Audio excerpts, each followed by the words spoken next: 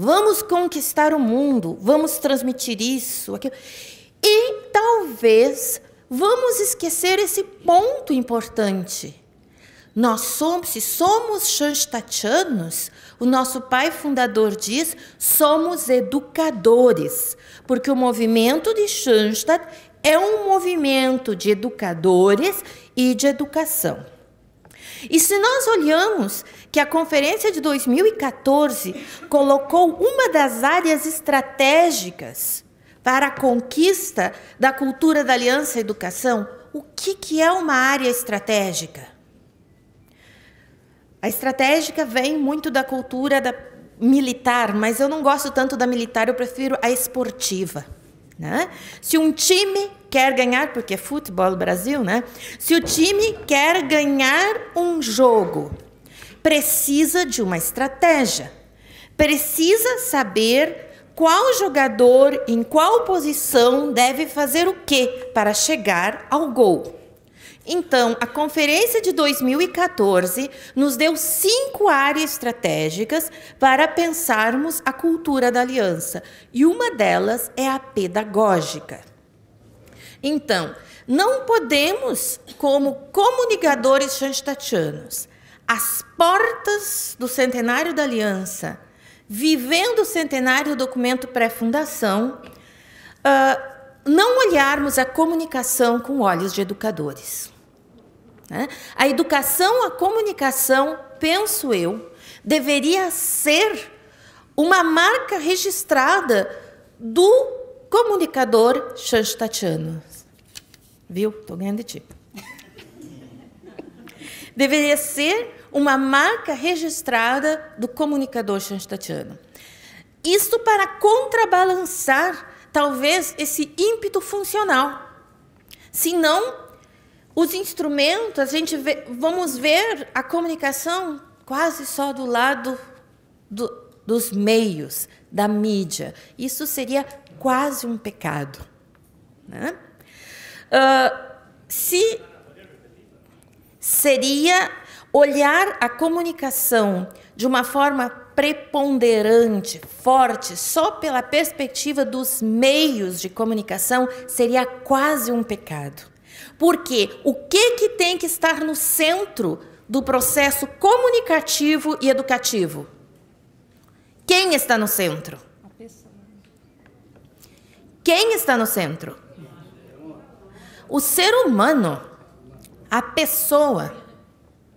Este é o centro, o objetivo de todo o processo educativo e comunicativo. Na pesquisa que eu fiz, a gente chega a essa conclusão. A educação e a comunicação, nós podemos dar muitos nomes, e ela tem nomes assim incríveis. É a educomunicação, a Medium Pedagogue, Media Education, Educação aos Médios. Podemos procurar na literatura muitos.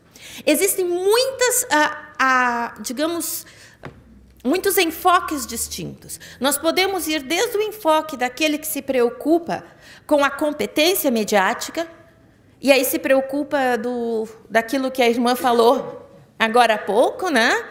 Que nós temos um determinado setor da sociedade com muito acesso, com muita competência mediática, com muita possibilidade, e temos quem não tem acesso algum. Nós vamos ter orientações muito fortes sociopolíticas, como nós podemos ter orientações personalísticas, mas todas olham sempre para a pessoa, para o ser humano. Então, a partir dessa perspectiva, eu gostaria só de deixar perguntas. É bom quando a gente deixa as perguntas e não responde, né? À luz do que eu explanei aqui para vocês, e pensando no nosso pai fundador, nos 100 anos do documento de pré-fundação, e a gente poderia se perguntar, qual seria a colaboração de Shanstad, não buscando não sei aonde, mas a partir da sua própria espiritualidade e pedagogia para a educação, a comunicação? Nós temos algo para dar? Se pensamos que uma das áreas estratégicas para 2014 é a pedagogia, Será que alguém da área pedagógica, e o padre Carmona depois pode responder, pensou na comunicação ali dentro? Não só comunicação como metodologia, como função, que o professor tem que saber operar os meios e tudo, mas como educação, a comunicação, a pessoa, seja professor, seja aluno. Não deveriam as instituições nossas, shanstatianas, sejam aquelas que são nossa posse, nossas escolas, como aquelas que se orientam pela pedagogia de Shansta, não deviam ser as referências no que toca a educação à comunicação? Fazemos alguma coisa? E qual o lugar que a educação à comunicação recebe nas nossas comunidades, nos ramos? Vamos pensar nas famílias. A gente só escuta os pais reclamando e colocando toda a situação. Então, só para encerrar, eu gostaria só de fazer um joguinho assim, de imaginando o documento de pré-fundação. Imaginem um documento de pré-fundação lido sob a chave da educação à comunicação. Se ao invés de perguntar aos jovens seminaristas há 100 anos, o que o pai fundador perguntou? Devemos arrancar os trilhos, cortar os fios do telégrafo, rejeitar a eletricidade, devolver o carvão às minas, fechar as universidades? Ele ia perguntar isso, ou ele ia perguntar: esqueçamos a internet e as redes sociais, ignoremos a mídia e a sua importância? A resposta que ele deu há 100 anos seria a mesma que ele daria hoje.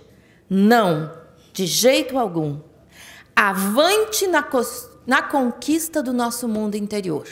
Quanto mais progresso externo, mais progresso interno. Quanto mais empenho por expandir as redes, usando os meios da mídia, mais empenho tem que ter na educação, a comunicação. E aqui eu deixo.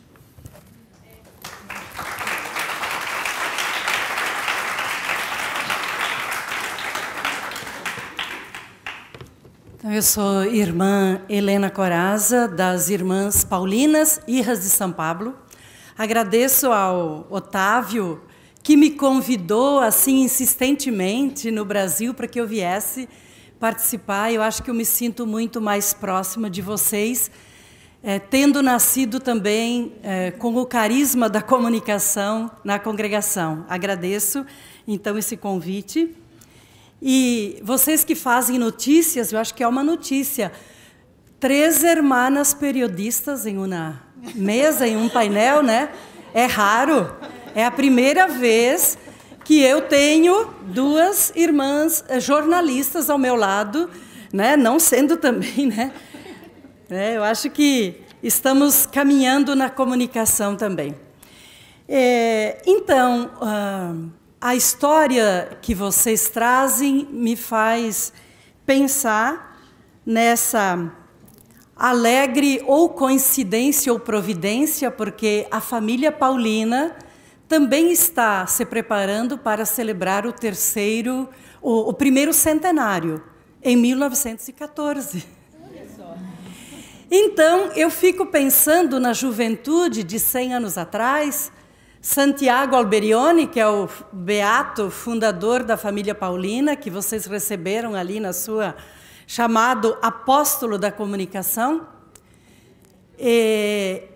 Na Itália, Padre Kentenich na Alemanha e tantos outros que tentavam dar uma resposta para o homem do seu tempo, né? Então, a gente tem muito forte, nesse tempo, a comunicação não era aceita na igreja. Quem pensava em comunicação era assim, meio louco. Para que a comunicação é do diabo? A igreja tem... Isso tem muitos estudos, a igreja teve resistências à imprensa, teve resistência ao cinema, ao cine, né? Temos aí os documentos da igreja, Vigilante e Cura e uma série de coisas. Teve muita resistência e a juventude se perguntava, e muitos trabalhavam com a imprensa que tínhamos na época. Nós nascemos como irmãs da boa imprensa, né? E Alberione mandou estudar, mandou imprimir jornal, assumia jornais.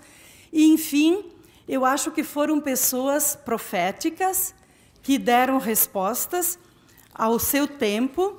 E nós estamos, por exemplo, uma das frases de Alberione é essa.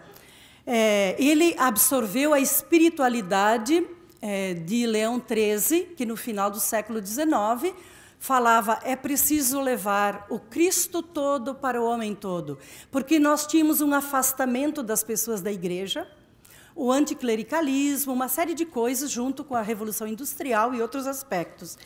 E então ele absorveu muito uma mentalidade, uma visão de comunicação integrada, pensamento, sentimentos, decisões, mente, vontade, coração, corpo, tudo para Deus, né? E o homem todo, né? Então, essa visão, diríamos, holística, integrada, né? Que hoje hoje é tão pensada, tão falada, mas é a visão integrada e também no espírito do apóstolo Paulo, que se fez tudo para todos, para levar todos a Cristo. E também, 100 anos atrás, ele já dizia: as pessoas não vão mais à igreja, temos que ir onde elas estão. Né? E, de alguma forma, nós vamos, hoje, de muitas formas. Eu acho que o modo presencial ele é privilegiado, mas pelos impressos, pelo boca a boca, pela presença, pelas nossas redes presenciais e virtuais, eu acho que nós temos que encontrar cada pessoa onde ela se encontra, né? Onde ela está, é preciso que ela saiba que Deus a ama e que ela tem uma missão no mundo. Então, justamente, nós estamos aqui na América Latina, mesmo as paulinas estão presentes em todos, não todos os países, mas quase todos. Aqui temos a presença aqui da terra, da Argentina. A nossa congregação é internacional, ela está em 52 países. Nesta presença de justamente estar com Cristo e na igreja, né?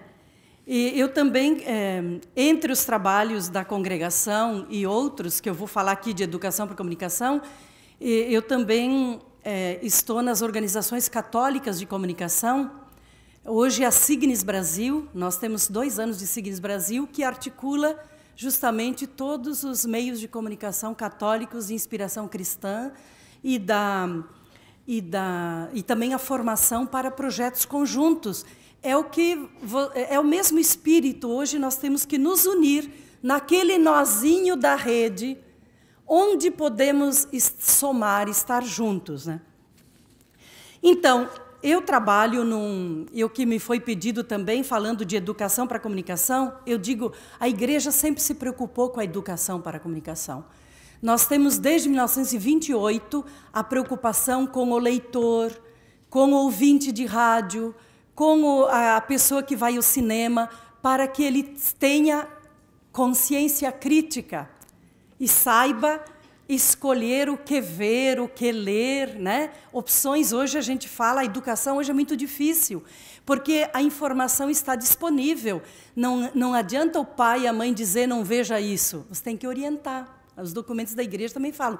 Então, hoje, todas as lideranças, os professores, os educadores, os padres, as irmãs, quer dizer, como hoje encontrar a pessoa e falar uma linguagem que ela entenda e, ao mesmo tempo, que ela assuma o compromisso no seu coração, segundo o seu projeto de vida, de dentro para fora.